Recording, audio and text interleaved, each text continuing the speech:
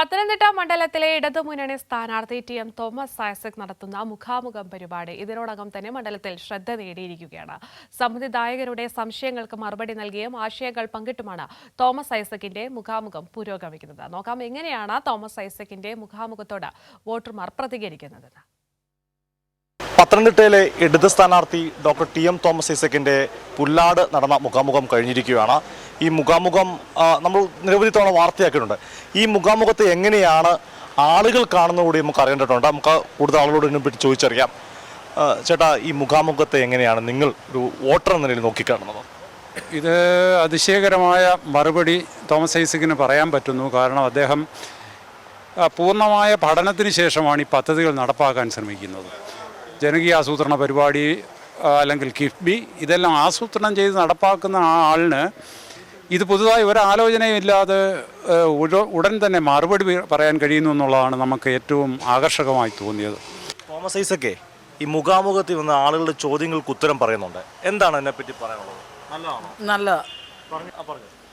നല്ല ഇതാ, എല്ലാ കാര്യത്തിനും നല്ല ഇതായിട്ട് പ്രവർത്തിക്കുന്നുണ്ട്.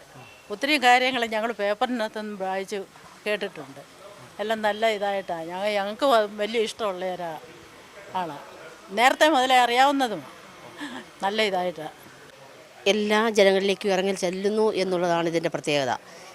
സമൂഹത്തിലെ എല്ലാ വിഭാഗം ജനങ്ങളുമായിട്ട് സംവദിക്കാൻ ഇട നൽകുമ്പോൾ അവരുടെ ചോദ്യങ്ങൾക്ക് ഉത്തരം പറയുക എന്ന് പറയുന്നത് അതേ എല്ലാ ലെവലിലേക്കും ഇറങ്ങി ചെന്ന് എല്ലാ ജനങ്ങൾക്കും ഒരുമിച്ച് ചെയ്യാൻ പറ്റും, അല്ലെങ്കിൽ അദ്ദേഹവുമായി സംവദിക്കാൻ പറ്റുന്നത് വളരെ നല്ലതാണ് എന്നുള്ളതാണ് ഇതുമായി ബന്ധപ്പെട്ട് സൂചിപ്പിക്കാനുള്ളത്. എന്താ പറയാനെന്ന് ചോദിച്ചത്, അപ്പോൾ സാറിനോട് ഞങ്ങൾക്കും ചില കാര്യങ്ങൾ പറയാനുണ്ട്. അപ്പം സാറിൽ നിന്ന് ഞങ്ങൾക്ക് അനുകൂലമായിട്ടൊരു നല്ലൊരു മറുപടി ലഭിക്കും എന്നാണ് ഞങ്ങൾ വിശ്വസിക്കുന്നത്. മുഖാമുഖം പരിപാടി തോമസ് ഐസക്ക് വളരെ കൃത്യമായിട്ട് എല്ലാ ചോദ്യത്തിനും മറുപടി പറയും. അദ്ദേഹം ഏത് ചോദ്യം ചോദിച്ചാലും അദ്ദേഹത്തിന് വളരെ കൃത്യമായിട്ട് അദ്ദേഹത്തിൻ്റെ കയ്യിൽ മറുപടിയുമുണ്ട്. ഇപ്പം മന്ത്രി വീണ ജോർജും നമ്മോടൊപ്പം ചേരുന്നുണ്ട്. ഞങ്ങൾ ആളുകളുടെയൊക്കെ ഒരു അഭിപ്രായം എടുക്കുമായിരുന്നു മുഖാമുഖത്തെ പറ്റി. എങ്ങനെയുണ്ട് മുഖാമുഖം? എങ്ങനെയാണ് ഇതിൽ ഒരു ജനാധിപത്യത്തിൻ്റെ ഏറ്റവും പ്രധാനപ്പെട്ട ഒരു ഭാഗമാണിത്. അതായത് എന്താണ് ജനങ്ങൾക്ക് പറയാനുള്ളത്? ഇതൊരു മോണോലോഗ് അല്ലല്ലോ. വന്ന് ഇലക്ഷൻ വരിക, വോട്ട് ചെയ്യുക, മൈക്കെടുത്ത് സംസാരിക്കുക, കുറേ കാര്യം ഇങ്ങോട്ട് പറയുക, അങ്ങനെയല്ലല്ലോ.